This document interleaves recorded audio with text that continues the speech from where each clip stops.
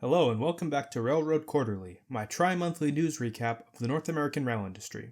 Today we'll be taking a look at March, April, and May of 2025. Let's begin. Starting off on March 3rd, Amtrak's largest batch of rail cars, the Amfleets, began to transition from the outgoing Phase V paint scheme to Phase VII, Amtrak's latest corporate look. Throughout the month of April, both Amfleet 1 and Amfleet 2 cars began to appear in the Northeast, with the new color-coded ends denoting the class of service, with red indicating sleeper service, light blue indicating business class, and green representing coach class. To date, Phase 7 has been applied to the ALC42 diesels, P42 diesels, HHP-8C cab cars, GP38-3 work engines, Viewliner 1 sleepers, and Amfleet 1 and 2 coaches, with the superliners expected soon. The next day, on the 5th, following a lengthy bidding process, Kentucky Steam Heritage Corp announced that the sale of Nickel Plate 587, a 1982 282, had been cancelled as its private owner, who had been behind on storage payments, apparently reached a settlement with the museum. At this point, that's all that's been released regarding 587, so for now, I guess it'll remain stored in Kentucky. A few weeks later, in a press release announcing ABB's involvement with Stadler and building zero-emissions trains, new renderings were released for the 10 hydrogen fuel cell Stadler Flirt trains ordered by CalTrans for various different services in the state of California.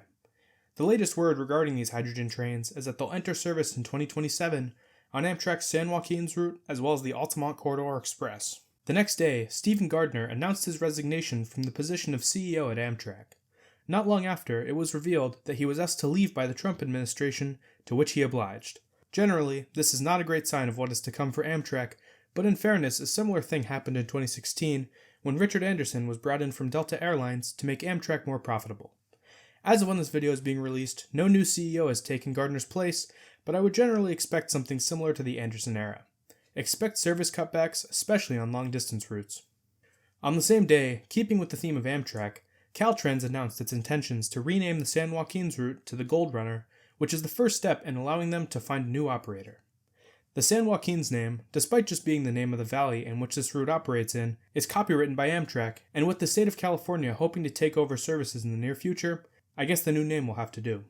On March 24th, after more than a half-decade of construction, the Massachusetts Bay Transportation Authority opened Phase 1 of the South Coast Rail Extension, extending the existing Middleborough-Lakeville line to Fall River and New Bedford, Massachusetts. This 36-mile extension is one of the largest North American commuter rail expansions in recent memory and restores regularly scheduled passenger service to the South Coast for the first time since the late 1950s. Phase 2 of the project, if ever funded, is expected to cut travel time to Fall River and New Bedford by extending the Stoughton branch to Taunton and rerouting trains over the Northeast Corridor and onto the newly constructed line. However, MassDOT nor the MBTA have indicated plans to begin construction anytime soon. 2 days later, Amtrak announced it would be pulling its entire fleet of Horizon cars from service system-wide due to excessive corrosion discovered in a routine inspection. Routes like the Hiawatha and Downeaster saw their trains shortened, while the Borealis and Cascades saw a complete cancellation of service until new equipment could be put in place.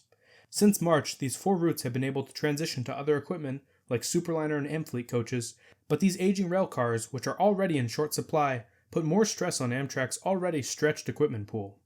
Luckily, the Cascades, which was hit hardest by the Horizon outage, should be receiving its first Aero cars built by Siemens in the next year. More on that later. On the 29th, CSX's shop unit, HLS-1, the Huntington, West Virginia Locomotive Shop's test unit, was spotted in a heritage paint scheme commemorating the chassis system. As usual, CSX seems to be allergic to fully painted heritage units. On April 2nd, New Jersey Transit released a wrapped locomotive for Autism Awareness Month.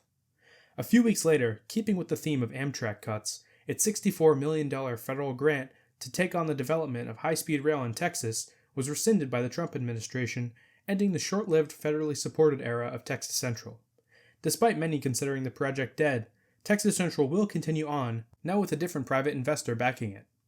2 days later, in a somewhat contradictory manner, the U.S. Department of Transportation announced that the Penn Station redevelopment project would be shifting away from state funding and being taken over by the feds.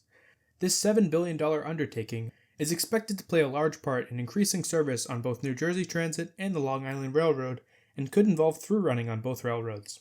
On April 24th, Amtrak officially revealed the name of its new service between New Orleans and Mobile, Alabama, with 2 daily round trips running under the name Mardi Gras service. The first trains are expected to start rolling at some point this summer. On the same day, after many years of discussion, the SunRail board approved a $6 million feasibility study for the Sunshine Corridor, a much-needed passenger rail connection between Orlando International Airport and the many theme parks in the greater Orlando area, which at this point is only served by local bus services.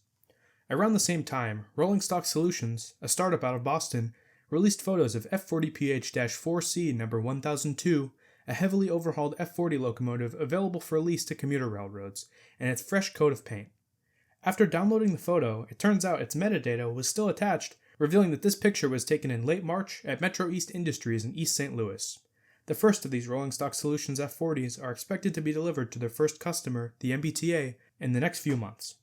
On the 27th, speaking of mysterious new equipment, an unpainted Siemens Venture car was spotted on the tail end of a Via Rail train set delivery bound for Canada.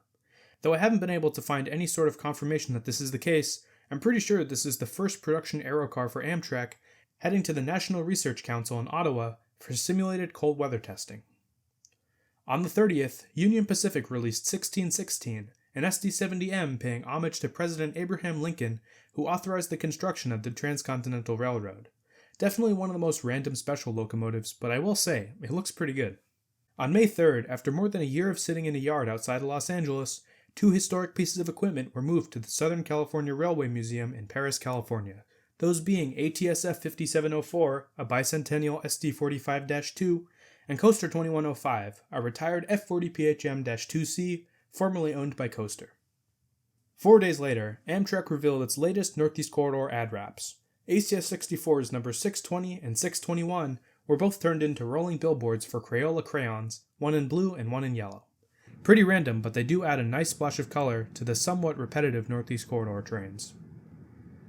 On the 10th, Sound Transit opened its light rail extension to downtown Redmond, Washington. Shout out to all the people from Seattle who watch these videos. For whatever reason, I always forget to mention when Sound Transit opens a light rail extension, but in recent years they've been expanding left and right. On the 16th, Metra took over operations on its Union Pacific lines, which up until that point were operated by Union Pacific crews. Though the tracks are still owned and dispatched by this freight railroad, now Metra's own crews are in charge of operating trains out of Ogilvie Transportation Center. At the same time, the T1 Trust announced that this iconic PRR steam locomotive will be assembled in Denison, Ohio, a small town about 70 miles west of Pittsburgh. On the same day, New Jersey Transit engineers went on strike due to poor working conditions and worse pay than similar commuter rails. This strike, which completely halted service across the state for 3 days, came after the Brotherhood of Locomotive Engineers and Trainmen rejected a proposed contract for NJ Transit engineers. Luckily, after 3 days, a new deal was reached, which is hopefully more equitable for the people that work around the clock to keep New Jersey Transit rolling. On the 21st, across the Atlantic, an iconic Amtrak locomotive, or should I say its predecessor, was preserved and repainted into its original Amtrak demonstrator paint. Before the iconic AEM-7 electric locomotive took over Amtrak's Northeast Corridor in the late 70s, 2 European locomotives were shipped overseas to be tested by Amtrak in 1976 and 1977. The locomotive that was eventually developed into the AEM-7, a Swedish RC4 class, was renumbered to Amtrak X995, and after more than 50 years of relative obscurity, this unique part of American and Swedish railroad history will be immortalized in its homeland. 1 week later, on the 29th, Amtrak released some photos of its new Cascades trains built by Siemens Mobility.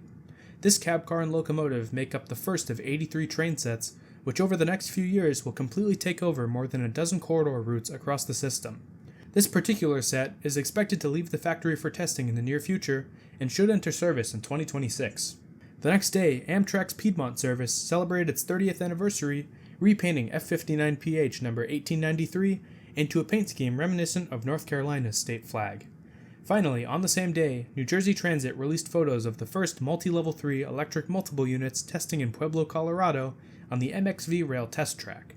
These long-awaited self-propelled cars will replace the 1970s-era Aero 3 train, which, though reliable, are well past their prime. And that's the second quarter of 2025. Quite a bit of news, some good and some not as good, especially for Amtrak. With that, it's finally summer, so prepare for an uptick in uploads. Until then, thanks for watching, and I'll see you next time.